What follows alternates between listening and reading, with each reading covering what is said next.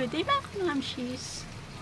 Gusto naman po kayo dyan. Dito po sa amin, maulan po ngayon at ng ilog. Hindi pa naman ganun kaano. At alam niyo ba, ang perfect para dito sa maulan na panahon? Siyempre! Coffee! Diba? Kape po tayo.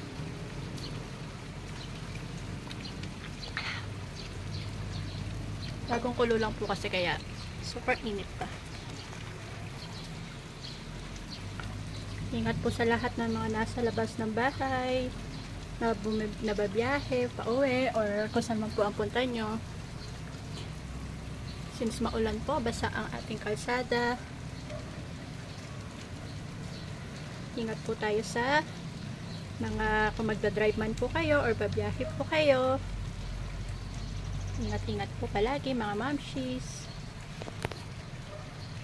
Salamat po muli sa support nyo sa aking mga videos. Patuloy na hiling ko po ang support nyo po by don't skipping the ads.